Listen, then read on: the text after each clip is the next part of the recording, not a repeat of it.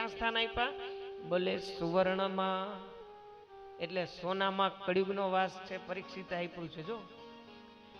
એટલે તમે જેને સોના પહેર્યા છે એ બધા પોથીજીએ પધરાવતા જાજો. એક જગ્યાએ હાર્દિકભાઈ આવું કથામાં કીધું ને, બીજે દી માંડવો ખાલી, કોઈ આવે જ નહીં કથામાં. પછી મેં કીધું કેમ નથી આવતા? તો એ કે આ તમારું કઈ નક્કી નહીં, તમે પહેર્યા હોય ઉતરાવી લ્યો. સોનામાં કળિયુગનો વાસ છે ને, એટલા માટે થઈને સુવર્ણમાં કળિયુગનો વાસ છે. લ્યો તો સોનું પહેરાય? બોલે સોનું પહેરાય. કળિયુગનો વાસ ખરા સોનામાં, પણ કયો સોનામાં? કારણ કે યાદ રાખજો, સોનાની લંકા હતી ને સોનાની દ્વારકા હતી. લંકા હતી એ કોકની હતી, મતલબ શંકર ભગવાનની, શિવજીની હતી ને, એ એવી રીતે માગી લીધી હતી ને એટલા માટે થઈને અનિતિના પાયા ઉપર ઊભી હતી. જ્યારે દ્વારકા પોતાના કાંડા ને કોવત ઉપર, કારણ કે મથુરાનું રાજ તૈયાર મળતું હતું, એના ઉપર કૃષ્ણ એમાં રાહ જોઈને રહ્યા નથી. એ પોતે ભણવા માટે થઈને નીકળી ગયા અને પછી પોતાના કાંડા ઉપર, અને કૃષ્ણએ તો એટલું કર્યું કે આ પાંડવો માટે થઈને આખું જીવન એ પોતે વ્યતીત કર્યું. પાંડવોને ડગલે ને પગલે રક્ષા કરી, છતાંય હસ્તિનાપુરના સ્ટેટ ઉપર એકેય પ્લોટનો કબજો કરવાની નીતિ કૃષ્ણની નહોતી. એમ નથી કે હસ્તિનાપુરમાં એકાદ બે પ્લોટ મારા નામે કરી લો. કૃષ્ણએ જોયું નથી. પાંડવોની સાથે જો ડગલે ને પગલે રહ્યા છે, ક્ષણે ને ક્ષણે રહ્યા છે હસ્તિનાપુરની અંદર. પણ છતાંય એક અણુ માત્ર પણ કૃષ્ણને એ નથી. પોતાના કાંડા ને કવચ ઉપર બનેલી દ્વારકા એ સોનાની છે, પણ પોતાના કાંડા ઉપર બનાવેલી છે. અને પછી ત્યારબાદ સુવર્ણમાં કળિયુગનો વાસ છે, વાત સાચી છે, પણ સુવર્ણ તો પવિત્ર છે. કયું સોનામાં કળિયુગનો વાસ? અનિતિથી અર્થોપાર્જન કર્યું હોય ને એનાથી તમે સોનું ઘરમાં લઈ આવો તો કળિયુગનો વાસ છે. બાકી તો આપણા વડીલો શું કહેતા? ઘરની અંદર આવતા તો ક્યાંક એવી રીતે ક્યાંક એવા સ્મશાને કે ક્યાંક ગયા હોય તો તરત જ આવીને શું કે વીંટી હાથમાં રાખીને છાંટ મારી દો સોનાની પાણીથી. પવિત્ર છે સોનું, એટલે પહેરતા હોય તો પહેરજો, અહીંયા મૂકવાની કઈ જરૂર નથી. તમે તમારે કાલથી આવજો પહેરીને, હો, સરસ શણગાર સજીને આવજો. હા, અને તમારા તો બધાય રાજકોટ વાળાઓ, તમને તો બધાય તમારા બધાય નારાયણે, તમારા પોતપોતાના નારાયણે તો મહેનત કરીને બધું સોનું લીધું છે, એટલે એ પવિત્ર છે. એમાં કળિયુગનો વાસ નથી, એટલે પહેરીને આવજો તમે તમારો. સુવર્ણની અંદર, દ્યુતમની અંદર ત્યાં પણ કળિયુગનો વાસ બતાવ્યો છે. આ રીતે અલગ અલગ કળિયુગના વાસ આપ્યો છે. હજી પણ એક જગ્યા છે જ્યાં કળિયુગનો વાસ છે. ક્યાં? બોલે એકાદશીના અન્નની અંદર કળિયુગનો વાસ છે. 11 ને દિવસે તમે જે અન્ન જમો છો એ અન્નની અંદર કળિયુગનો વાસ છે. એટલા માટે થઈને એકાદશીના દિવસે આ તો બને તો ફલાહાર કરવું, ફળ ખાવા. એમ ફરાળ ઠીક છે, તબિયત હોય, દવા ન લેતા આપણે દવા લેવાની હોય તો ફરાળ કરીએ કે દૂધ કે જ્યુસ કે લઈએ, બરાબર છે. પણ જો હેલ્થ સારી હોય તો બને તો ફલાહાર કરવું, ફળ ખાઈને રહેવું. એકાદશીનું બહુ મહત્વ છે. મારે એ પણ ઘણી બધી વાતો કરવી છે, પણ હવે ઠીક છે, આપણે વળી ક્યારે, કાલ પરમ દી, હજી તો આપણા ઘર 3 દિવસ છે, 4 દિવસ છે, ફરી ક્યારે. તો સુંદર મજાનું વર્ણન કર્યું છે. એકાદશીના અન્નની અંદર કળિયુગનો વાસ બતાવ્યો છે. અનિતિથી કમાયેલું સોનું હોય તો એની અંદર પણ કળિયુગનો વાસ છે. આવી રીતે બધા આપે છે. અને પછી એક વખત મૃગે રમવા માટે થઈને પરીક્ષિતજી જાય છે, અને ત્યાં એના પોતે બાપ દાદાઓનો જે ખજાનો હતો એની અંદરથી એક મુગટ લઈ આવે છે. કે આ મુગટ બહુ સારો હતો. એ મુગટ જેવો પહેરે છે, એ મુગટ સુવર્ણનો હતો, પણ હતો કોનો? જરાસંઘનો હતો. જરાસંઘ આગળ તો બધું અનિતિનું જ હતું, એટલે કલયુગ માથે હાવી થઈ ગયા. ને પોતે મૃગયા રમવા જાય છે, અને ત્યાં એક ઋષિના એ આશ્રમની અંદર આવે છે. અને જેવા જે આશ્રમની અંદર આવે છે ને મૃગયા રમવા માટે થઈને, અને થાયકો હોય છે, પોતે પાણીની તરસ લાગી હતી. સમીક ઋષિના આશ્રમની અંદર આવે છે, અને સમીક ઋષિના આશ્રમની અંદર આવે, જોવે છે ઋષિ સમાધિસ્થ હતા, હું ચક્રવર્તી સમ્રાટ, મને કોઈ પાણીનું નથી પૂછતા. એમ કરીને જ્યાં મરેલો સર્પ હતો એ સમીક ઋષિના ગળાની અંદર પધરાવે છે.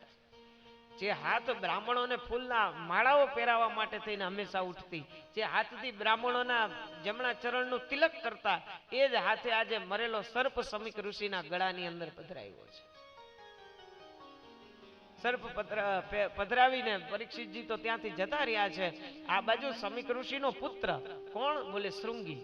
એ કૌશિકી ગંડકી નદી, કૌશિકી નદીની અંદર સ્નાન કરતો હતો. ત્યાં જ કોક ઋષિ કુમાર આવી અને એને તરત જ સમાચાર આપે છે કે તારા પિતાના ગળાની અંદર કોકે મરેલો સર્પ પહેરાવ્યો છે. હતું કોણ? તો કે કોક રાજા હતા, પણ કોણ હતા એ ખબર ન પડી. તો ત્યારબાદ આ નાનકડો બ્રાહ્મણ, જો આ હાચું બ્રહ્મ તે નાનકડો પણ બ્રાહ્મણનું બાળક, એને ખાલી એટલું જ કીધું કે શું ભગવાનના ગયા પછી, પાંડવોના ગયા પછી આ બ્રાહ્મણોની કોઈ રક્ષા કરવા વાળું નથી? આ બધા રાજાઓ એટલા બધા અભિમાની બન્યા છે. એના આગળ શસ્ત્રનું બળ છે, મારા આગળ શાસ્ત્રનું બળ છે. એના આગળ સૈન્ય બળ છે, મારા આગળ મારી સાધનાનું બળ છે, મારા આગળ મારા શાસ્ત્રનું બળ છે. એમ કરીને કૌશિકી નદીનું જલ હાથમાં લઈ એ ઋષિકુમારે સિંહનાદ કરતો હોય, ગર્જના કરતો એમ કરી છે. ઇતિલંઘિત મર્યાદમ તક્ષકમ સપ્તમે હની. જેને મારા પિતાના ગળાની અંદર મરેલો સર્પ પહેરાવ્યો છે એ રાજાનું આજથી લઈને 7મા દિવસે મૃત્યુ થજો, તક્ષક નાગ કરડજો. આજથી લઈને 7મા દિવસ. શું કામ 7મા દિવસ? સંતો મને તમને સમજાવે કે ગળાની અંદર સર્પ નાખ્યો હતો એટલે એના 7 દ્વાર બાકી રહી ગયા હતા. એટલા માટે પરીક્ષિતજીને 7 દિવસ મળ્યા. 7 દ્વાર ક્યાં? 2, 4, 6 અને 7. જો માથા ઉપર પધરાયો હતો અત્યારે ને અત્યારે એનો વધ થઈ જાય એવો શ્રાપ દે શૃંગી ઋષિ. પણ આજથી લઈને 7મા દિવસે ને આ બાજુ પછી શૃંગી આશ્રમે આવે છે, મરેલો સર્પ ઉતારે છે અને પછી પ્રાર્થના કરે, રડવા માંડ્યો હતો. અને પછી તો સમીક ઋષિ એ જોવે છે એની સમાધિ ભંગ થાય છે અને પૂછે છે દીકરા શું કામ રડસ? અને પછી બધી વાત કરે છે, યોગ સમાધિથી જોવે છે. અને ત્યારબાદ ખીજાય છે સમીક ઋષિ શૃંગીને કે દીકરા આપણે કઈ એવી રીતે કોઈને શ્રાપ દેવા માટે આપણી સાધના ન વેડફાય. એ રાજા હતો એ બરાબર છે ને, કોઈ પાણી ન પૂછ્યું તો એમાં કઈ આપણે શ્રાપ ન દઈ દેવાનો હોય. ખૂબ સમજાવે છે. પછી કે ખેર તમે રાજા આગળ જાઓ અને તમે રાજાને તો એ કયો કે આવી રીતનો શ્રાપ મળ્યો છે. રાજા પરીક્ષિત ઘરે આવે છે, જેવા મહેલની અંદર જાય છે, જે મુગટ પહેર્યો તો જરાસંઘનો, બરાબર, એ જરાસંઘનો પાંડવ વગર ક્યાંથી આવ્યો? તો કે જ્યારે જરાસંઘ સાથે યુદ્ધ કરવા માટે ઠાકોરજી ભગવાન દ્વારકાધીશ ભીમ અને અર્જુન ગયા હતા ત્યારે દ્વારકાધીશે ના પાડી હતી કે આ જરાસંઘનું દ્રવ્ય છે, આમાંથી એક સિક્કો પણ ન લેતા સોનાનો, કારણ કે આ જરાસંઘનું છે એટલા માટે ન લેતા. અને ભીમે વિચાર્યું દ્વારકાધીશને ખબર ન પડે એમ થેલી નાખી, દ્વારકાધીશને ખબર ન પડે એમ. અને પછી તો એ મુગટ જેવો જ ઉતાર્યો તરત જ અનિતિ જે કળિયુગ જે હાવી થઈ ગયો તે કળિયુગ તો પાછો વરી પાછી જે સદબુદ્ધિ હતી પરીક્ષિતની આવી. પછી ખબર પડી કે મારા હાથે તો આ અપરાધ થઈ ગયો, શું કરવું હવે? હું રાજા થવાને કે રાજા કહેવાને માટે થઈને યોગ્ય નથી. મેં બ્રાહ્મણનો અપરાધ કર્યો છે, બ્રાહ્મણનો દ્રોહ કર્યો છે. અને પછી પરીક્ષિતજી જન્મે જઈને રાજ્યાભિષેક કરાવે છે. અને પછી કે મને કંઈક ક્ષમા આપો, મને આમ છે, મને શ્રાપ આપો કો. અને ત્યાં જ આ ઋષિ કુમારો આવી અને કહે છે તમને 7મા દિવસે તક્ષક નાગ કરડશે એવો શ્રાપ મળ્યો છે. આ બાજુ પરીક્ષિતજી કહે છે કે મને મહારાજ તમે બધા શ્રાપ નથી આપ્યો પણ વરદાન આપ્યું છે. બોલે શું કામ? કે આજથી લઈને 7મા દિવસ ને તો 7 દિવસ સુધી તો કાળે મારું કઈ વાળ વાકો નહીં કરી શકે. તમારું ને મારું આપણું તો 1 સેકન્ડનું નક્કી નથી. અને આપણે છે ને બહુ ફ્યુચરના પ્લાન કરીએ કે 5 વર્ષ પછી આમ ને અહીંયા આપણે આ પ્રોપર્ટી લીધી છે એનો ભાવ અત્યારે આ છે તો એને 10 વર્ષ પછી આટલા ભાવ થઈ જશે. આપણે બધું બહુ પ્રી પ્લાનિંગ કરતા હોય છે, બહુ પ્રી પ્લાનિંગ કરતા હોય છે. ખબર નહીં એ પલકી और बात करते कल की. પરીક્ષિતજી કહે છે કે 7 દિવસ સુધી મારો વાળે વાકો નહીં કરી શકે કાળ. પછી તો ગંગા કિનારે આવ્યો છે.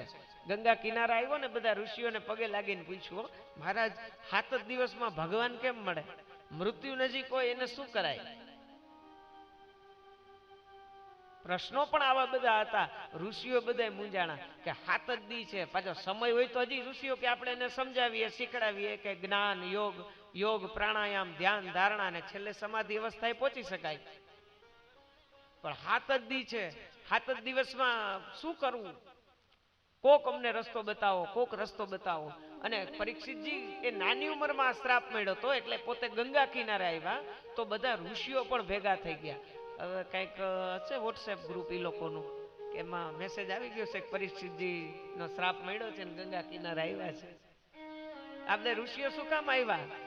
બોલે કે બધા ઋષિઓને ખબર હતી કે આનો જન્મ સામાન્ય નથી થયો, જન્મતા વખતે ઉત્તરાના ગર્ભની અંદર દ્વારકાધીશે ધક્કો ખાધો હતો, માટે આનું મરણ પણ સામાન્ય નહીં હોય. એટલા માટે બધા ઋષિઓ આવ્યા છે. પર્વતો નારદો ધૌમ્યો ભગવાન બાદરાય. બધા જ ઋષિઓ આવ્યા છે. બધાને પૂછે છે, બધાની પૂજા કરી છે બ્રાહ્મણોની, મહારાજ હાથદીમાં ભગવાન કેમ મળે? હાથદીમાં આ ભવસાગરને તરવું હોય તો કેમ તરવું? મૃત્યુ નજીક હોય એને શું કરાય?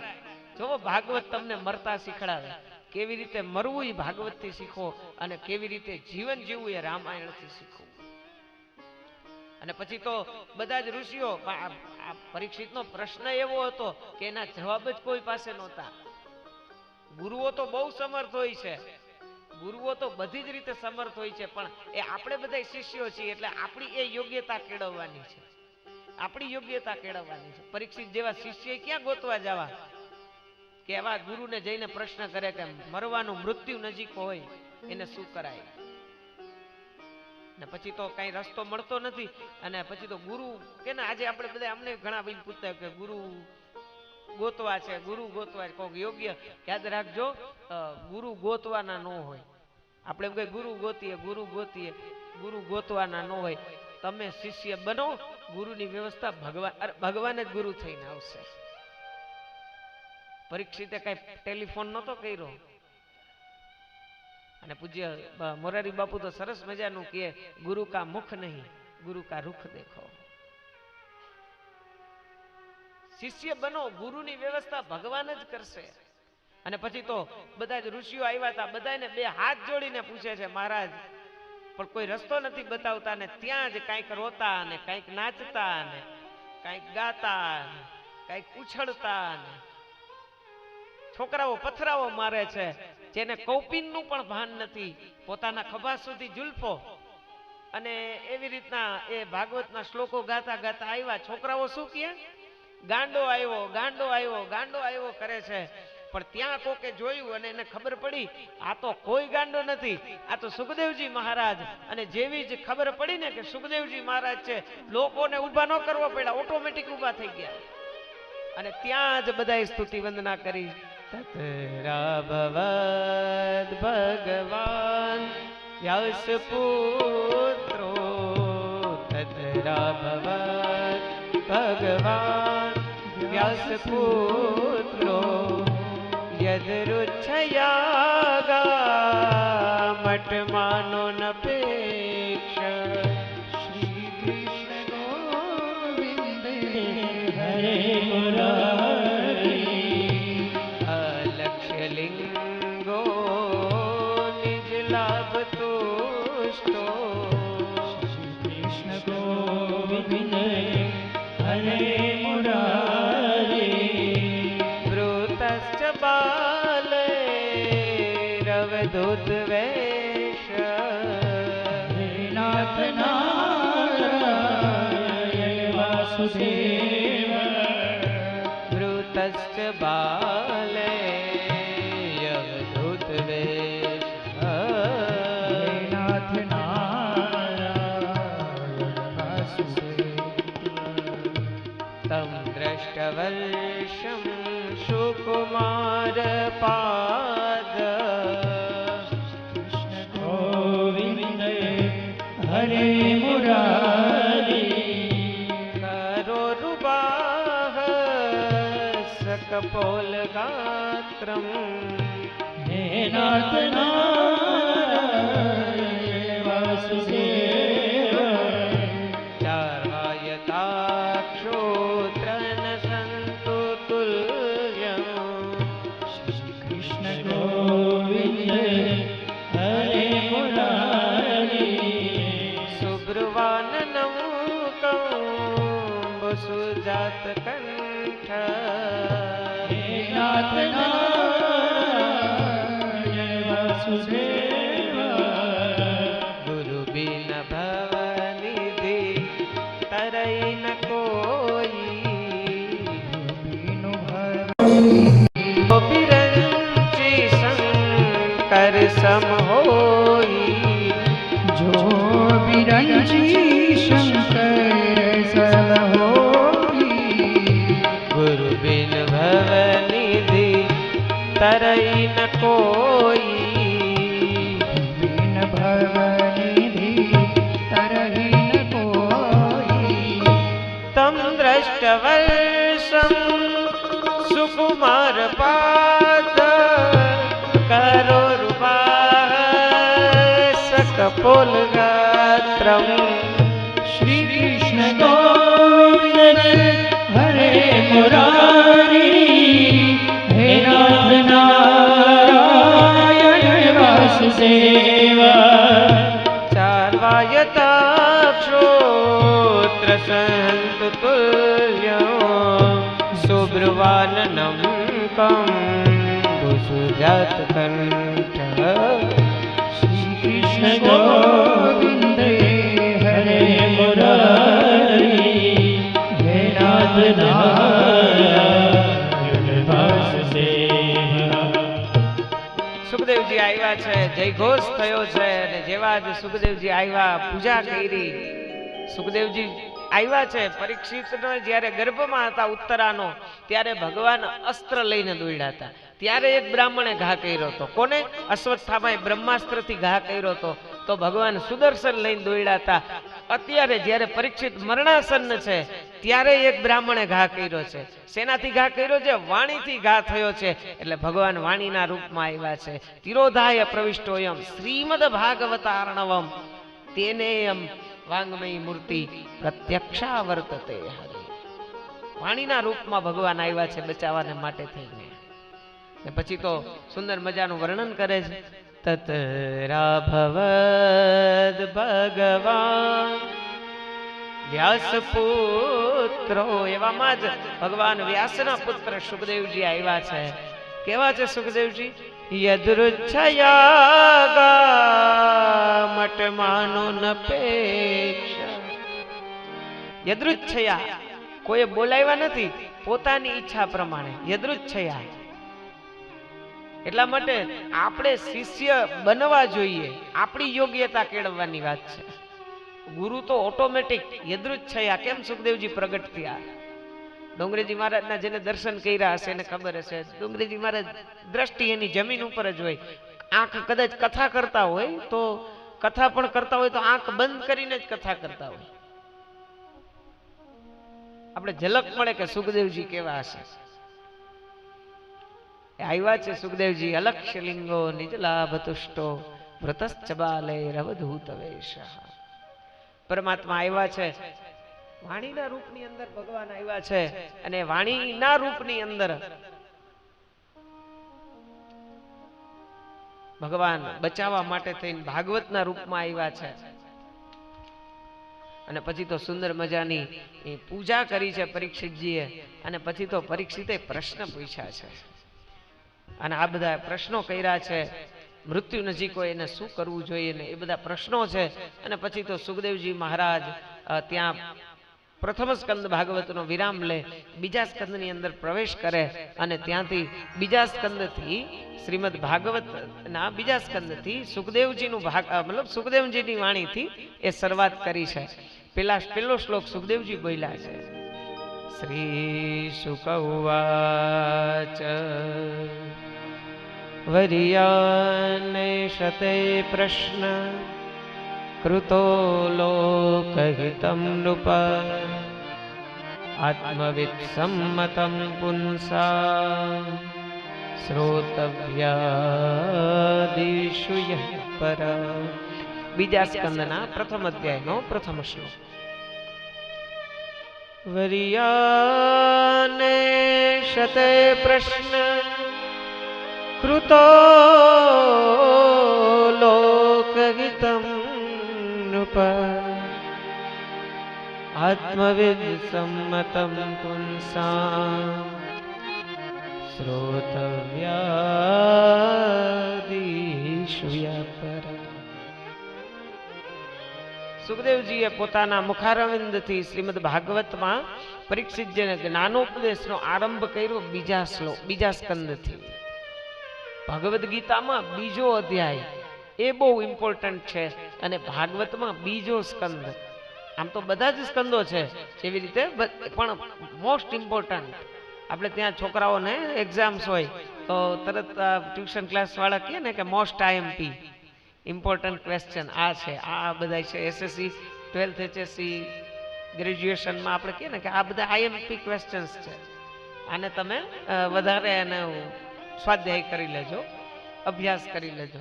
તો એવી રીતે ભગવદ્ ગીતામાં બીજો અધ્યાય બહુ ઇમ્પોર્ટન્ટ છે અને ભાગવતમાં બીજો સ્કંદ. શરૂઆત ક્યાંથી કરી? વર્યાને શતે પ્રશ્ન. કહે છે હે રાજા, તારો પ્રશ્ન છે બહુ ઉત્તમ છે. વર્યાન છે પ્રશ્ન, વ છે એ અમૃત બીજ છે. ભાગવતમાં અલગ અલગ સ્તુતિઓ અને રામાયણમાં પણ વકારથી ગોસ્વામીજીને તો એટલો બધો વ ગમી ગયો કે વનો આખું કે ને વ વા વી વી વર્ણાનામ અર્થ સંઘાનામ રસાનામ છંદસામપી મંગલાનામ ચ કરતારો વંદે વાણી વિનાયકો. ગોસ્વામીજીને તો વકાર એટલો બધો ગમી ગયો. શું કામ વકાર ગમ્યો? કારણ કે વ છે એ અમૃત બીજ છે. વ અમૃત બીજ છે. એક સંતે એવો સરસ મત આપ્યો કે પરીક્ષિતનું મૃત્યુ કેનાથી થવાનું છે? સર્પદંશથી થવાનું છે. તો સર્પદંશથી થશે તો એને ઝેર ચડશે. હવે એટલા માટે થઈને એને ઝેરથી નિવારવા માટે થઈને અમૃત જ આપવું જોઈએ. એટલા માટે સુખદેવજીએ વકારથી ચાલુ કર્યું. વર્યાને શતે પ્રશ્ન. રામાયણમાં ભૂષુંડીજી પણ જે પ્રશ્નો કરે છે આમ તો મને તો આમ રામાયણનો અભ્યાસ કરો પણ એટલો બધો નહીં, આમ ચોપાયું ને બધી ગમતી હોય. અમારા આ ગોપાલભાઈ છે રામાયણના વક્તા છે, રામકથાના વક્તા છે. આપણા કથામાં છે ને શાસ્ત્રીજી ગોપાલ બાપુ, હા રામકથાના વક્તા છે. તો એ ગરુડજીએ જે પ્રશ્ન કર્યા એને હરિયાન પ્રશ્ન કીધા છે. હરિનામ વાનર પણ થાય અને હરિનામ ભગવાન ઠાકોરજી પણ થાય. તો એ ગરુડે જે પ્રશ્ન કર્યા એને હરિયાન પ્રશ્ન કીધા છે. તો ભાગવતમાં એ જ રીતે સુખદેવજી જે બોલ્યા એ વર્યાન પ્રશ્ન છે કે રાજા તારો પ્રશ્ન ઉત્તમ છે. વર્યાન એ છે તે પ્રશ્ન તો ઘણા બધા પૂછ્યા છે રાજા, પણ હું તને જે જવાબ આપીશ ને એક જ નો જવાબ એ સતે પ્રશ્ન, કે જવાબ તને એકનો જ દઈશ. અને આગળ તો બીજો અર્થ એ પણ લઈ શકાય કે હું તને જે જવાબ આપીશ એની અંદર બધા જ તારા પ્રશ્નોના જવાબ આવી ગયા છે. વર્યાને સતે પ્રશ્ન. રામાયણની અંદર છેલ્લો શબ્દ પણ તે માનવા વથી જ ગોસ્વામીજીએ પૂરું કર્યું છે. વકાર. વકાર ત્યાંથી જ વકાર સર્વ વિજયતે. અમારા બીએપીએસ ના સરસ તબલા વગાડે છે ને બહુ સરસ, એ સ્વામિનારાયણના પરિવાર સત્સંગી છે બીએપીએસ. વાહ, સત્સંગી સ્વામિનારાયણ ભગવાનને વ કેટલો ગમ્યો. શિક્ષાપત્રીની અંદર પણ પહેલો શ્લોક સ્વામિનારાયણ ભગવાને લખ્યો હતો વામે યસ્ય સ્થિતા રાધા. અને એ શિક્ષાપત્રી જેદી લખી કેદી લખી? વસંત પંચમી. વસંત પંચમી. ગામ કયું? બોલે વડોદરા. નદી તો કે વિશ્વામિત્રી છે ને. આ બધા છે ને, આ બધા યોગ સંયોગ છે. તો વકાર વિજય છે. વર્યાન એ સતે પ્રશ્ન કે હે રાજા તારો પ્રશ્ન એ ઉત્તમ છે. માટે મનુષ્યનું મરણાસન્ન જ્યારે હોય ને સુંદર મજાનું વર્ણન કરે છે ને સુંદર મજાની જ્ઞાનની ગંગોત્રી એ સુખદેવજી મહારાજ એ શરૂઆત કરી છે. અને ત્યારબાદ જ્યારે પ્રશ્નો બધા કરે છે ને ત્યારે પરીક્ષિતજીએ કીધું છે, જ્યારે કથા પૂરી થઈ ને ત્યારે કીધું કે મહારાજ તમે આવ્યા બધું જ્ઞાન આપ્યું તો બરાબર છે, પણ તમે તમારી કથાએ મારું પ્રાણ મારું ચિત્ત એ હરી લીધું છે મહારાજ. માટે તમે કૃપા કરો અને મને મારા પ્રાણ પાછા આપી દો. કારણ કે મારા પ્રાણ તો તમારી કથાએ લઈ લીધા છે. હવે કદાચ તક્ષક આવશે તો કરડશે તો આમાંથી જાશે શું? એટલા માટે નાથ કૃપા કરો. કારણ કે જો 7 દિવસ હતા બરાબર છે, પણ જેવા જ સુખદેવજી આવ્યા ને પરીક્ષિતે પૂજા કરી ને ખાલી પોતાનો વરદ હસ્ત સુખદેવજીનો એ પરીક્ષિત ઉપર પડ્યો છે. કાલાહી વિત્રસ્ત ધ્યાન કરતા ભયમ. મોક્ષ થઈ ગયો. હવે હાથની હું કરવું ને આ પ્રશ્ન છે. મોક્ષ તો ત્યારે જ થઈ ગયો તો પરીક્ષિતજીનો. ને પછી તો સુંદર સુંદર પ્રશ્નો પૂછાણા છે. દ્વિતીય સ્કંદ એ સાધન લીલા છે, અને પછી તો વર્ણન કરે છે પરમાત્માનું દર્શન કેવી રીતે કરવું. બોલે સ્થૂળ ધ્યાન અને સૂક્ષ્મ ધ્યાન, ત્યાંથી પરમાત્માનું દર્શન કરવું. બે પ્રકારે. સ્થૂળ ધ્યાન એટલે ભગવાનનું મંદિરમાં દર્શન કરવું, અને સૂક્ષ્મ ધ્યાન એટલે અગ જગમય સબ રહિત બિરાગી. આજે રામાયણની ચોપાઈ આવે એટલે તો સિયા રામ મેં સબ જગ જાની કરવ પ્રણામ જોરી જગપાની. અત્ર તત્ર ને સર્વત્ર બધી જ જગ્યાએ ભગવાનનું દર્શન કરવું. આ સ્થૂળ ધ્યાન અને સૂક્ષ્મ ધ્યાન બતાવ્યું છે. 4 પ્રકારના વર્ણાશ્રમ ધર્મો બતાવ્યા છે. 4 વર્ણ કયા? બ્રાહ્મણ, ક્ષત્રિય, વૈશ્ય અને શૂદ્ર. આ 4 વર્ણ બતાવ્યા છે. આ 4 વર્ણમાં પણ ભગવાનનું જ સ્વરૂપ છે. આ 4 વર્ણ એ ભગવાનનું જ સ્વરૂપ છે. કેવી રીતે? બોલે વિરાટ નારાયણ એના આપણે બધા બ્રાહ્મણો એ વિરાટ નારાયણનું એ આપણે બધા બ્રાહ્મણો મસ્તક છીએ. હવે મસ્તક આપણું આ છે મસ્તક, એની અંદર શેનું મહત્વ છે વધારે? મગજનું. બરાબર? કારણ કે મગજ હચવાઈ જાય એટલે પછી બીજું બધું હોય તો વાંધો ન આવે. એટલે જ હમણાં કાયદો નીકળતો હેલ્મેટનો, કે કેટલા લાખો રૂપિયામાં બ્રેકિંગ ન્યૂઝમાં આવ્યું હતું કે કેટલા બધા રૂપિયાનો દંડ બધે કર્યો. તો મગજની અંદર મગજનું મહત્વ છે. એટલે આપણે બધા બ્રાહ્મણો ભગવાનના મસ્તકથી ઉત્પન્ન થયા છે, અને મસ્તક એ જ્ઞાન પ્રધાન છે. એટલા માટે વિદ્યા લેવી, વિદ્યા આપવી, જ્ઞાન લેવું, જ્ઞાન આપવું, યજ્ઞ કરવો ને યજ્ઞ કરાવો. આ બ્રાહ્મણના નૈતિક કર્મો એ બ્રાહ્મણના છે. ને આપણે તો બ્રાહ્મણોને એક શિખાની ગાંઠ, એક ધોતીની ગાંઠ, એક જનોઈની ગાંઠ અને પોથીની ગાંઠ. બ્રહ્મ જાનાતિ બ્રાહ્મણ. 4 વર્ણો બતાવ્યા. એની અંદર બ્રાહ્મણ એ મસ્તક છે વિરાટ નારાયણનું. પછી તો ક્ષત્રિય જે ભગવાન વિરાટ નારાયણના પૂજા કેતા શ્રી હસ્ત છે ભગવાનના, એ હાથ શું કામ કરે? હાથ રક્ષા કરવાનું કામ કરે. સમાજની રક્ષા કોને કરવાની? બોલે ક્ષત્રિય કરવાની. ક્ષત્રિય, પછી વૈશ્ય વેપાર વાણિજ્ય કરે, અને ક્ષુદ્ર એ 3 વર્ણની સેવા કરે. આવી રીતે વિરાટ નારાયણનું વર્ણન છે. આપણે ત્યાં પુરુષોક્તમાં આપણે પાઠ કરતા હોય તો એમાં પણ મંત્ર આવે, બ્રાહ્મણો સે મુખમાસિદ બાહુરાજન કૃતઃ ઉરુ તદસ્ય પદ વૈશ્યા પદ વિહાગુ ક્ષુદ્રો અજાયતઃ. બ્રાહ્મણ એ મસ્તક છે, પોષક છે. મસ્તક જ્ઞાન પ્રધાન છે, ને એટલા માટે થઈ અને એ મહત્વનું બતાવ્યું છે. આ રીતે ભગવાનના 4 વર્ણની અંદર દર્શન કરવા. અને પછી તો આગળ કે પ્રકૃતિમાં કેવી રીતે દર્શન કરવા? પાતાલ મે તત્સ્ય નપાદ મૂલમ પઠંતિ પાષ્ણી પ્રપદે રસાતલમ મહાતલ વિશ્વ સૃજોત્થગુલ્ભો તલાતલમ વે પુરુષસ્ય જંગે પાતાલ મે તત્સ્ય નપાદમૂલમ. પાતાળની અંદર ભગવાનના ચરણ છે. સૂર્ય છે ભગવાનના, વિરાટ નારાયણની ચક્ષુ એટલે કે આંખ છે. ચંદ્ર છે વિરાટ નારાયણનું મન છે. વૃક્ષો છે એ વિરાટ નારાયણના રોમ કેતા રૂવાળા છે. અને એટલા માટે જ આપણા શાસ્ત્રમાં અકારણ વૃક્ષ છેદન એ પાપ ગણ્યું છે. રૂવાળા વગરનો માણસ કેવો લાગે? કુરૂપ લાગે ને. તો તમે ને હું આપણે આપણા સ્વાર્થ માટે થઈને જે ઝાડવાઓ કાપીએ છીએ, વિરાટ નારાયણને કુરૂપ કરવાનું પાપ તમારા મારા હાથે થઈ રહ્યું છે. તમે ને હું આપણે તો ઠાકોરજીનો શૃંગાર કરીએ, વસ્ત્ર ધરાવીએ, અલગ અલગ ભોગ કરીને ઠાકોરજીને ધરાવીએ, પણ યાદ રાખજો પ્રકૃતિની અંદર પણ ઈ જ પરમાત્મા છે.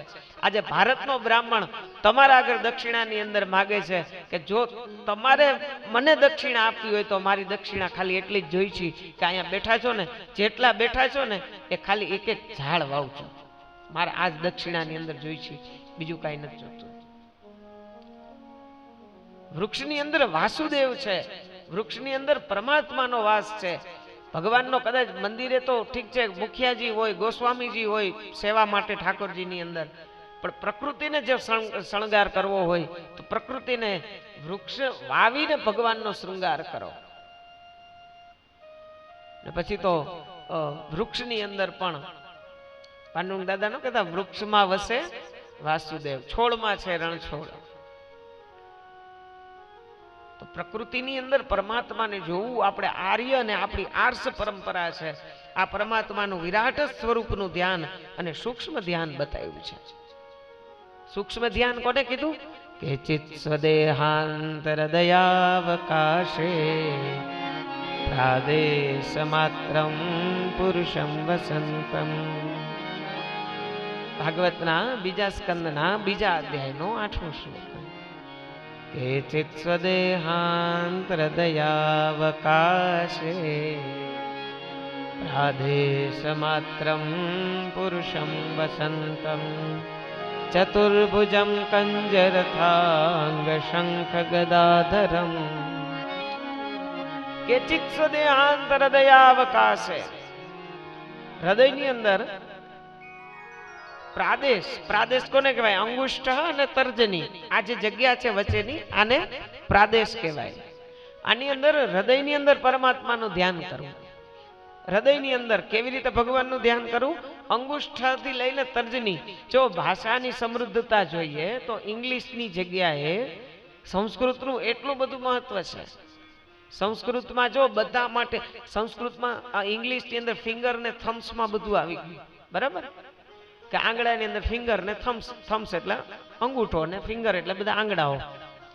પણ સંસ્કૃતની અંદર બધાના પર્ટિક્યુલર એક એક નામ છે. અંગુષ્ઠ, તર્જની, મધ્યમા, કનિષ્ઠિકા, અનામિકા, હે વચ્ચે છે ને કરતાલ. કરતલ એટલે તો આપણે આ વગાડી એને શું કહેવાય? શું કહેવાય? એક જ બેન બોલ્યા. શું કહેવાય આને? કરતાલ કહેવાય. કરતાલ સંસ્કૃત શબ્દ છે, કરતાલ. કર એટલે હાથની અંદર જે વગાડવાનું, કરતાલ. અંગુષ્ઠ, તર્જની બધા અલગ અલગ નામ છે. તો ફિંગર ને થમ્સમાં બધું નથી આવી જતું. બીજું જોઈએ તો આપણે આપણા કાકા હોય તો આપણે એને ઇંગ્લિશમાં શું કહી? અંકલ કહી. પછી મામાને શું કહી? અંકલ. ફૈબાને, ફુવાને અને માસીને આંટી, પાડોશીને આંટી, મામીને આંટી. તો આમાં કઈ ફેર નહીં? ગોત્ર ફરી જાય, પેઢીઓ ફરી જાય. હે બધામાં આપણે જો સંસ્કૃતની અંદર શું કીધું? મામા માટે માતુલહ, કે જે મા તુલ્ય છે એ માતુલહ. પિતામહ આવા શબ્દ છે. પિતૃવ્યહ, કાકાને પિતૃવ્યહ કીધું. ભાઈને ભ્રાતા, આવા સરસ શબ્દો છે સંસ્કૃત આગળ. ત્યારે ઇંગ્લિશ આગળ એટલા બધા શબ્દો શીખવું જોઈએ, જરૂરી છે, આવડવું પણ